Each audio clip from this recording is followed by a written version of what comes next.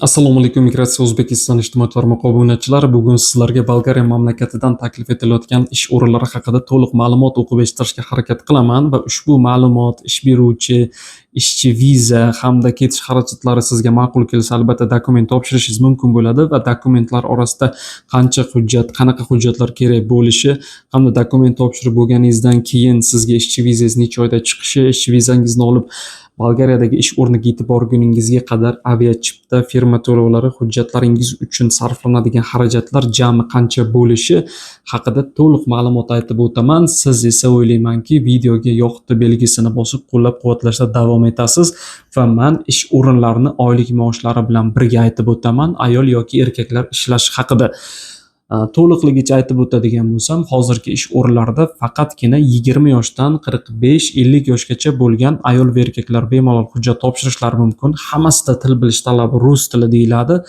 va bir kunda 10 soatdan 8 soatgacha ish bo'ladi. Ayrim holatlarda esa 12 soat ishlashingiz mumkin. Har bitta vakansiyani o'zining alohida qonun qoidalari bor. Mana shularni aytib o'tdim. Endi esa birma-bir o'qib eshittirishni boshlayman. Xo'p, firma xo'jaligi. Ayol va erkaklar $1000 oylik maoshda bemalol ishlashingiz mumkin bir oyda. Xo'p, chorvachilik ayol va erkaklar $1000 dan $2000 gacha. Traktorchi $1100 erkaklar. Ko'kalamzorlashtirishda ayollar $1000 gacha oylik maosh olishadi.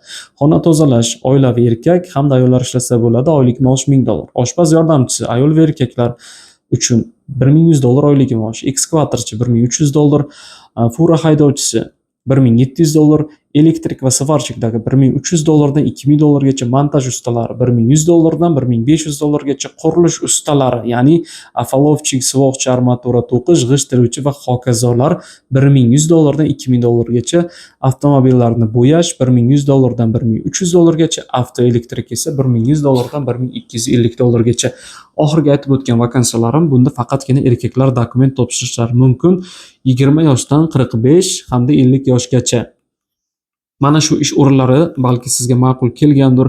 Qaysi biridadir ish bo'yicha, soha bo'yicha tajriba so'raladi, qaysi birida til bilish darajasi suhbat darajasidan yaxshiroq bo'lishi kerak. Mana shular haqida yana ham to'liq ma'lumot bilmoqchi bo'lsangiz, bizni Telegram kanalimizga qo'shilib olganingizdan so'ng yoki kuzatganingizda har bitta vakansiya bo'yicha alohida to'liq ma'lumot berilgan. Hozir har bittasi bo'yicha to'liq ma'lumot beradigan bo'lsam, video 1 soatdan oshiq davom etadi. Menimcha buni ko'pchilik ko'rmaydi. Shuning uchun qisqacha o'qib eshittirdim. To'liq ma'lumot olmoqchi bo'lsangiz, Telegram kanaliga obuna bo'lasiz. Buning uchun kommentariyada tushsangiz, ko'k yozuvda Telegram havolamiz bor.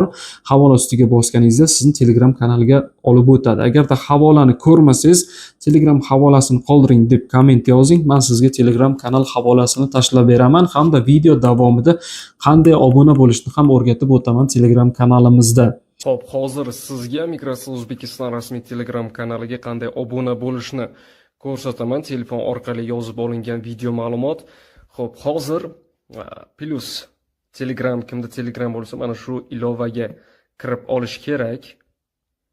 Mana shu ilovaga kirganingizdan so'ng bu yerda poisk tugmasini bosasiz, ya'ni o'zbekchada qidiruv, va mana shu yerda katta harflar bilan migratsiya deb yoziladi va bu yerda pastki chiziq O'zbekiston. Xo'p, yozganingizda O'zbekiston migratsiyasi kelib chiqadi. Mana shu Migratsiya O'zbekiston rasmiy Telegram kanalining ustiga bosganingizda bu yerda ishchi vakansiya Germaniya bo'yicha va balki Janubiy Koreya, Kanada, boshqa davlatlar bo'yicha, Birlashgan Arab Amirliklari va dunyo bo'yicha 30 ta davlatga yaqin mamlakatlar ichidan ishchi vakansiyalar taqdim etiladi. Oylik maoshlar, ketish xarajatlari hammasi to'liq aytib o'tilgan. Mana shu bu yerda qoldirilgan havola orqali onlayn ro'yxatdan o'tish havolasiga kirib, ro'yxatdan bemalol o'tishingiz mumkin bo'ladi, agarda sizga qaysidir davlatdagi bo'sh ish o'rni va vakansiya ma'qul kelsa. Nega Telegram kanal dedim? Agar mana shu ish o'rinlari sizga ma'qul kelmagan bo'lsa, Bolgariya mamlakatida hali yana ko'p ish o'rinlari bor. Oylik maoshlari bundan ham yuqori bo'lgan ish o'rinlarini topishingiz mumkin. Hamda Germaniya, Norvegiya, Finlandiya, Shvetsiya mamlakati, Angliyadagi mavsumiy ish o'rinlari, Daniya, Norvegiya, qolaversa Niderlandiya, Avstraliya, Janubiy Koreya, Yaponiya mamlakatlari, Kanada, Isroil mamlakati haqida ham ish o'rinlari juda ko'p. Bemalol dokument topshirsangiz bo'ladi ro'yxatdan o'tib. Mana shu ish o'rinlarida hujjat topshirish uchun endi xo'p qarang, nima desam bo'ladi? Qanday dokumentlar kerakligi haqida aytib o'tadigan bo'lsam, birinchi o'rinda qizil pasportingiz xorijga chiqish uchun, ikkinchi o'rinda 3 ga 4 surat oq fonda, uchinchi o'rinda oxirgi tugatgan ta'lim turingiz. Bu kollej, litsey, kimdir maktabni tamomlab o'qimagandir boshqa, kimdir universitet, magistratura, institutni ham o'qigandir. Oxirgi tugatgan ta'lim turingiz bo'yicha hujjat, diplom yoki attestat kerak bo'ladi. 4-o'rinda sudlanmaganlik haqida hujjat. Buni davlat xizmatlar markaziga borib, biz bitta pasportingizni berib olishingiz mumkin ushbu dokumentni. Mana shu dokumentlar kerak bo'ladi. Endi ixtiyoriy topshiriladigan dokumentlar, agarda sizdan ish tajribasi so'ralsa, O'zbekistonda o'sha sohangiz bo'yicha ishlayotgan bo'lsangiz, sohadan ish tajribangizni ro'yxati bo'ladi. Siz necha yildan buyon ishlayapsiz? Mana shu dokument va til bilish darajangizda agar sizda sertifikat bo'lsa, mana shu hujjatni ham qo'shib topshirishingiz mumkin dokumentlaringiz orasiga.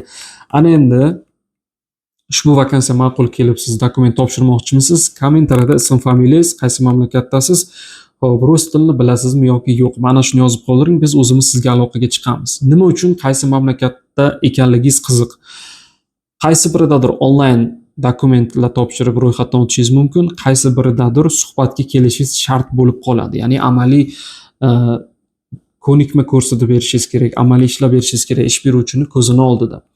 Xo'p, rus tilini bilasizmi yoki yo'q? Agar rus tilini bilmasangiz, bizning Telegram kanalida rus tili bepul kursi bor, bemalol qatnashib o'rganishingiz mumkin rus tilini.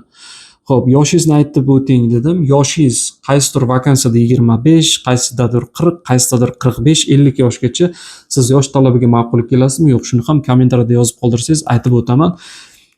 Xo'p, sizga bermoqchi bo'lgan ma'lumotimiz mana shu. Ana endi ketish xarajatiga keladigan bo'lsak, $1000 dan $1500-1800 xarajat qilishingiz mumkin. Bunda albatta firma to'lovi, hujjatlaringiz uchun sarflanadigan xarajat va Bolgariyaga yetib olguningizga qadar aviachipta narxi. Aviachipta narxi o'zgarib turadi, shuning uchun ham ketish xarajati ham $100-200 o'zgarib turishi mumkin. Sizga bermoqchi bo'lgan ma'lumotlarimiz mana shulardan iborat edi. Keyingi videoda ko'rishguncha salomat bo'ling. Fikr mulohazangiz bo'lsa, kommentariyada yozib qoldiring. Sizlar bilan dunyo davlatlari migratsiyasi bo'yicha ma'lumot beruvchi Asadbek Hasanov bo'ldi. Keyingi videoda ko'rishguncha salomat bo'ling.